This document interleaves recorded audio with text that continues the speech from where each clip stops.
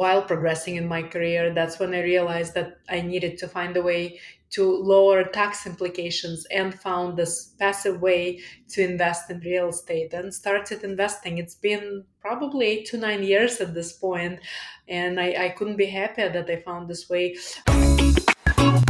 Welcome to the Immigrant Experience in America, an immigrant human library, where we amplify and humanize the experiences of immigrants in the United States and around the world.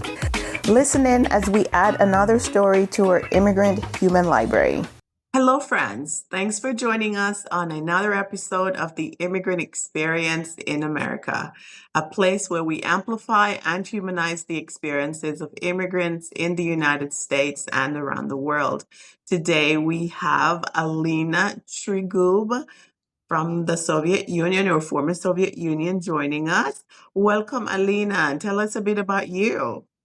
Hi, Simone. Thank you so much for having me. I'm really excited to be on your show, especially because it's near and dear to my heart as I'm an immigrant myself. I know it's been 30 plus years, but I still feels like that first moment I remember when my mom and I stepped on the ground of the United States, and God bless this country. So what's your background? Tell us, like, we know that the former Soviet Union, it's now in different countries, like broken up into different pieces. Which part are you from? What's your story? What was life like for you back then? Sure, and thank you again, Simone. So, I came from what's now called Ukraine, and many of you know that Ukraine was invaded by Russia, unfortunately, and hopefully the war can end soon. And we pray for the peace in the whole world and in that part of the world as well. When I came to the United States, I was at the point where I only graduated from high school and didn't have any degrees, and many people stereotyped saying you're good with numbers, so you'll be good in accounting. So that's what I was told. I was good with numbers, so people suggested going into accounting, and I basically went with that. And after receiving my degree and getting my first job with Big Four, Ernst and Young, I realized that accounting and taxes specifically were not the field that I particularly enjoyed, and I tried public and then private tax accounting as well, and that confirmed my suspicions. And I needed to find something else. So I ended up in the information technology world, which I enjoyed tremendously and had a 20 plus years of very successful career. And during that career, uh, my titles were progressing, and so were my husband's. We got married. My husband's also an immigrant from former Soviet Union, and I kept noticing that our tax obligations kept increasing as well. And I was thinking to myself, we keep paying more. There has to be a legal way to pay less in taxes. So I need to find it. So I kept thinking about it, but didn't do much research. And then when I finally, years later, decided to do the research, I noticed that real estate was top in the list. And I decided that I would start researching and investing in real estate because I wanted to lower tax obligations.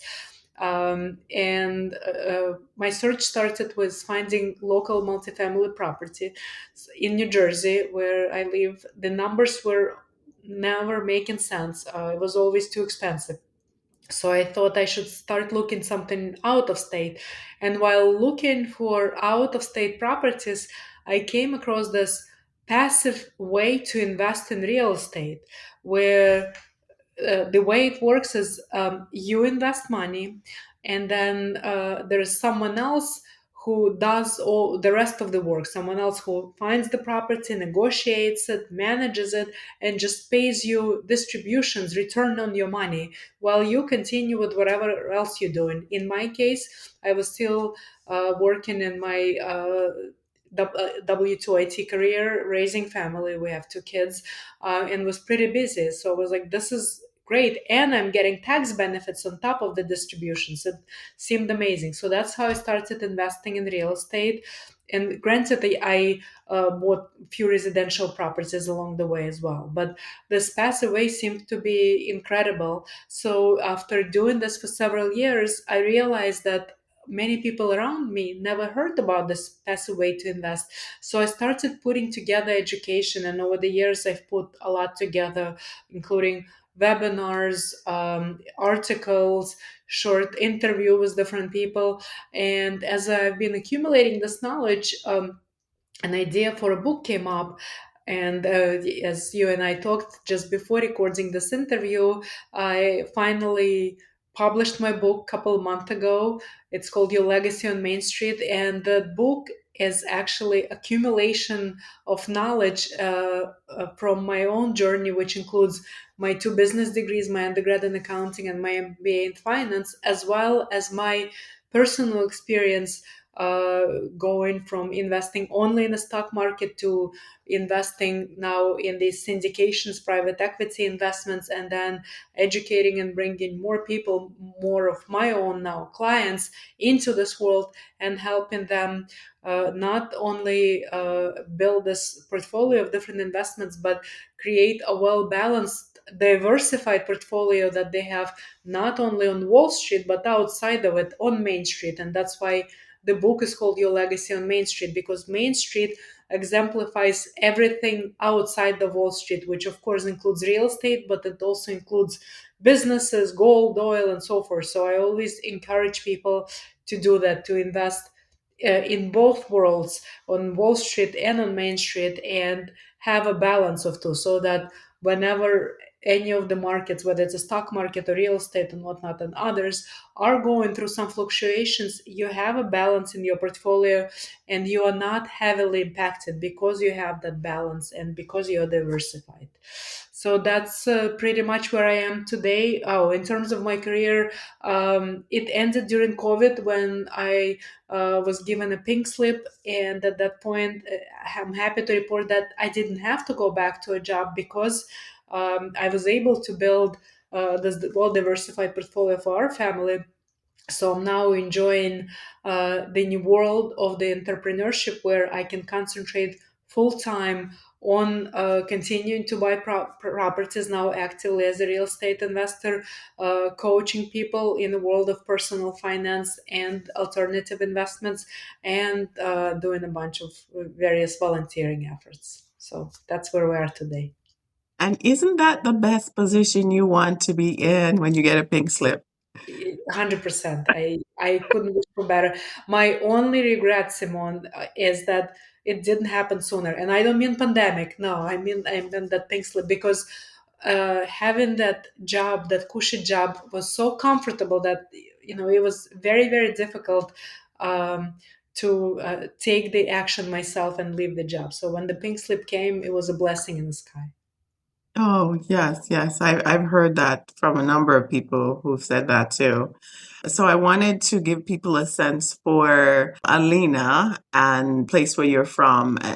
Ukraine has been in the news for some time now, and not for the happiest of reasons, and a lot of us don't understand fully what's going on. So give us a sense for what life was like for Alina growing up in Ukraine and the relationship with your neighbor on the other side, and help us understand, like, how did we get here? Because I interviewed one other person, and I think his perspective was that, are you guys the same people? There are families living on both sides, so there are very close ties between both countries.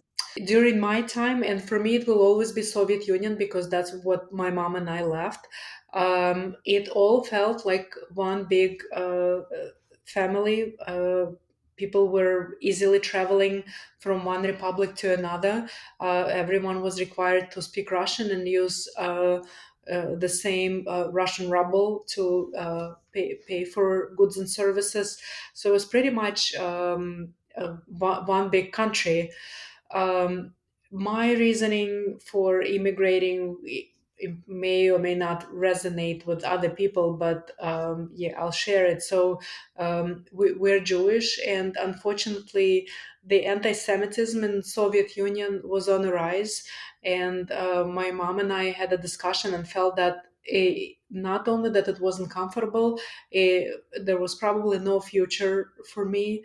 And after several discussions, we decided to apply for immigration to the United States, where what we heard from other people, that there was no anti-Semitism, at least at that time, and we would have a normal life and work our way up and essentially have a better future. So that was our reasoning. And we, along with probably millions of other Jews from former Soviet Union, immigrated to the U.S. And again, God bless America. I'm very happy to be here. Okay, you've been out of now Ukraine for a long time. You've been here for 20 plus years, right? 30 plus years. Yes, it's been a long time. So yeah, the recent conflict that took place for me was as the news as for everyone else. And I'm sorry for what happened. The only explanation that we see is that Putin is essentially hungry for power and wants to take over the world. So he started with Ukraine. It's been his first choice because it's the closest, and that's his essentially entryway to NATO, or his protection from NATO. So he started with Ukraine. I'm deeply sorry for what's going on, and I truly pray and hope that the war will be over soon, because at the end of the day, it's the simple folks that live in both countries that are suffering from this war, and people are losing lives. So I truly hope and pray that the war will be over very, very soon. Yeah.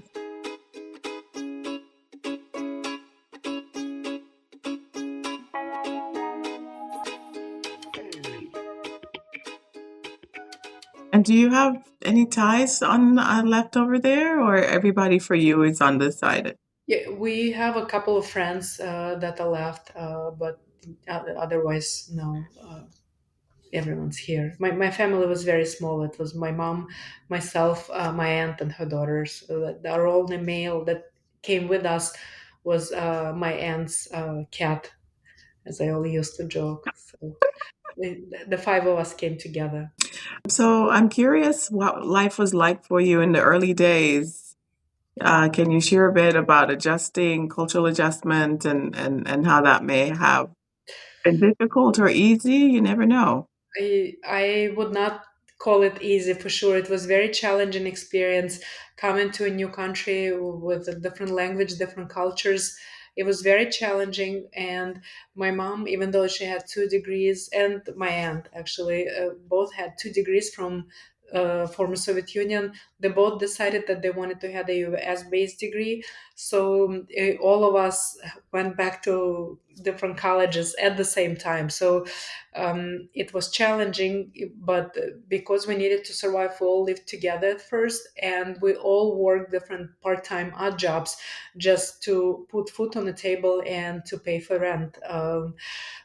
Call it challenging would be an understatement, but I'm sure that we're on the same page with many other immigrants that went through the same experience.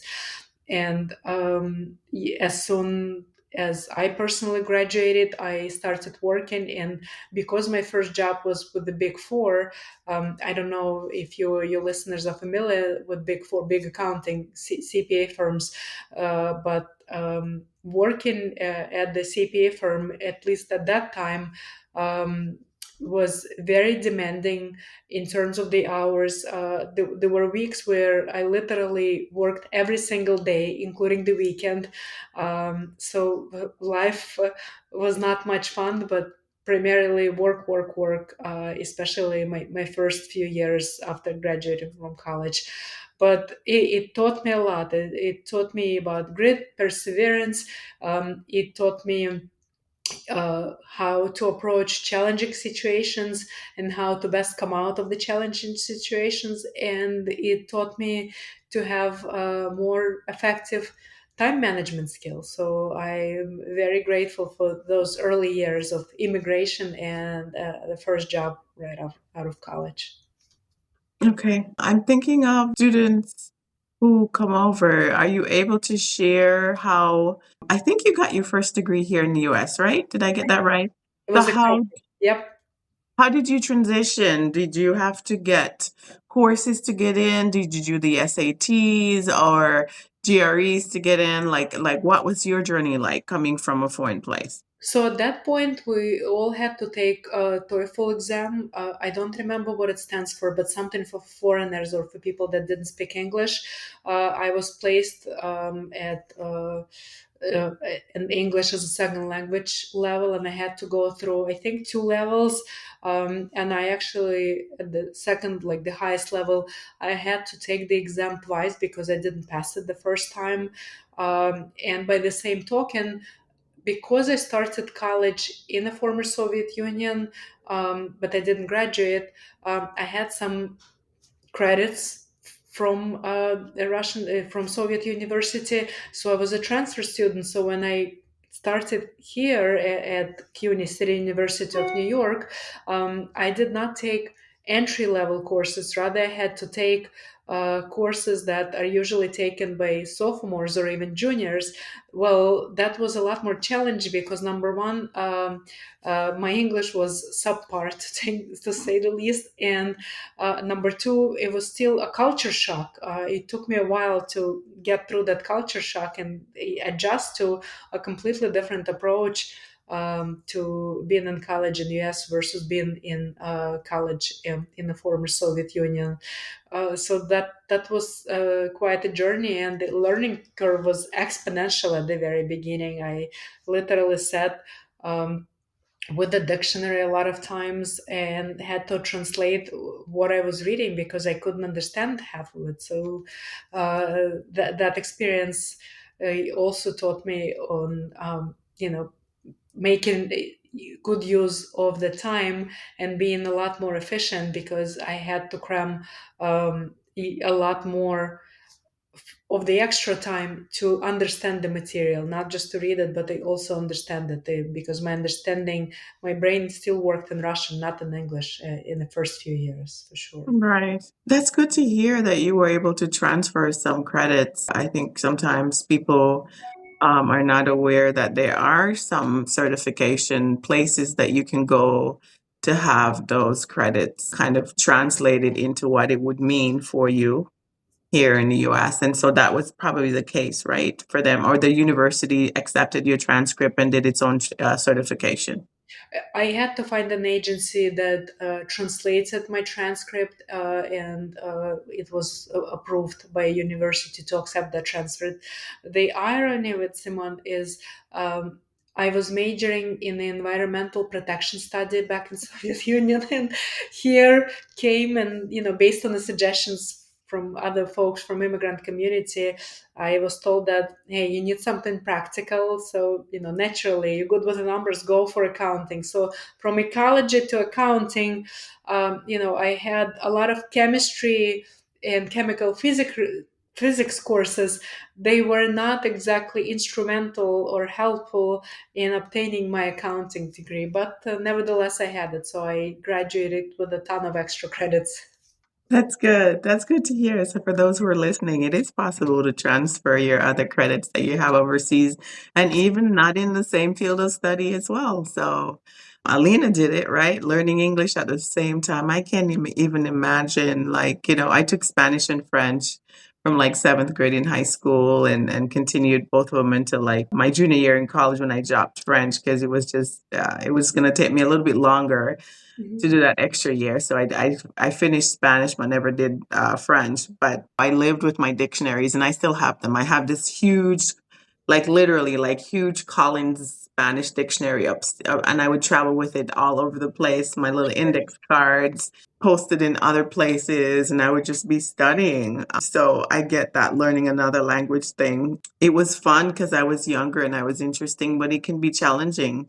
I Yeah, remember reading something and my brain not even, I see the words and I know them, but my brain not translating them. I can relate to So, that experience for sure. right. And it wasn't until I lived in Mexico City that I actually kind of was immersed into the conversations and got to practice. And I think it became more natural for my brain to actually think in Spanish and really follow. My ears kind of follow the different accents and so forth. But interesting times. Okay. And, so you did your undergrad and I think you started working. And did you go on to get your master's? Forgive me if you've said it already. Yeah, yes, yeah. So after I was already working in my information technology job, I thought that I could do a lot more. And instead of pursuing IT type of career, degree, I thought I need to enhance my business experience so I can go to the next level in business. So I went ahead and got my MBA in finance from Rutgers, and I did that while working full time and actually while having my first baby born, my daughter. It was a lot of fun doing all three at the same time. But again, the immigrant experience, the grit and dedication helped me get through it. And of course, my family. My husband, my mom, and my husband's mom were all supportive, and we together we got through it somehow. And then I progressed in my career, and at some point while progressing in my career, that's when I realized that I needed to find a way to lower tax implications, and found this passive way to invest in real estate and started investing. It's been probably 8 to 9 years at this point, and I couldn't be happier that I found this way. What was interesting in my personal opinion is I have two business degree. One's in accounting, one in finance, and you would think that during one or the other, I should have at least heard about this private equity syndication, this passive way to invest. No, it was never mentioned in colleges, and I was surprised as to why, and that actually got me think a little bit more about the education here, not just in colleges but in schools. And I experienced school education through my children. Um, they're both older. My son's in high school and my daughter is in college, and I saw through their lenses what education gives and doesn't give to kids here, and that actually inspired me to take the matter in my own hands and educate our kids on things that schools do not cover, which includes preparing them to for the real world. Like when kids graduate from school or even graduate from college, they're not prepared for the real world. Like they're lost. They don't know much about credit, how to pay off college loans, how to pay their own expenses, how to manage credit cards and stuff, some basic things. So I started doing that at home, and I became so passionate about this topic that I wrote an article on this, started talking about this, and then even decided that I want to expand my reach. And I recently did a TED talk on the topic of empowering parents to teach their kids financial literacy at home, not rely on schools or colleges, but share your own knowledge and your own experiences with kids at home so that they're better prepared for the real world when they enter the real world. Yeah, I've heard, I kid you not, I've heard this very same thing said so many times. And literally earlier today, I was listening to someone talk about a book that they also came out with to talk about how to build wealth. And she is a math professor, an immigrant herself, from another country, taught over there. And she came over here, went back to school to get additional degrees. And she's like, and nowhere along the line was there any class about like finance 101 or and things like that. And she's like, why is this constantly being left out of the curriculum? This is such important life skill that everybody needs. And there are speculations as to why it doesn't appear to be a priority. And so then it falls on parents and families to make sure that we're passing on, teaching our children and passing on the knowledge that we're gaining. And it's so important because a lot of times immigrants come over and they are really so out of the loop with what life is like financially here in the US. And a lot of times they're targeted because, people take advantage of the fact that they don't understand the system and they don't know any better. And they get themselves into trying to impress the Joneses and by getting expensive cars, homes before it's the right time or doing it the right way. And Yeah. so this is a very important conversation. Join us again next time for part 2 of this episode. We thank our listeners around the world, and we appreciate your continued support as we build our human library. Please remember to give us a 5-star review, subscribe, and share with your friends, family, and circle of influence.